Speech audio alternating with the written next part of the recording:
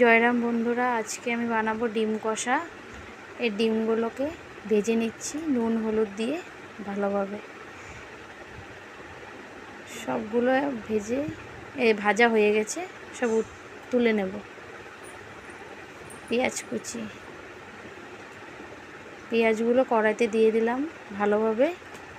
সবগুলো একসাথে দিয়ে একটু নাড়াচাড়া করে দেব ভালো। নুন দিয়ে দিলাম, হলুদ, লঙ্কা আর পেঁয়াজ বাটা, আর সামান্য লঙ্কা গুঁড়ো একটু কালারের জন্য, দেখতে কালারটা ভালো আসবে। লঙ্কা গুঁড়োটা দিলে সুন্দর হয় কালারটা। ভালোভাবে নেড়ে ভালোভাবে নাড়াচাড়া। টমেটোগুলো দিয়ে দিলাম সাথে। টমেটো দিয়ে একটু ভালোভাবে কষিয়ে নেব। এখন একটু সামান্য জল দিয়ে দিলাম, যতটা তেলটা না ছাড়ে কষাতে হবে মশলাটাকে।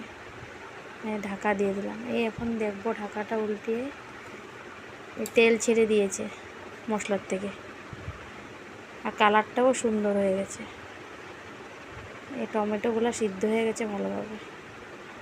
আর একটু ভালোভাবে নাড়ে দিলাম।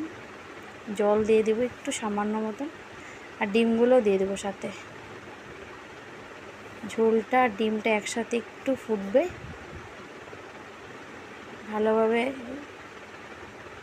একটু মিশিয়ে দিলাম। ঢাকাটা উল্টিয়ে দেখি, আমাদের ডিম কষাটা প্রায় কমপ্লিট হয়ে গেছে। একটু ভালোভাবে নেড়ে চেড়ে দিলাম, আর এখন ডিমটা বাটিতে তুলে নেব। আমার ডিম কষাটা হয়ে গেছে সব ভেজে। আমার ডিম কষা কমপ্লিট। কেমন হয়েছে তোমরা বলো।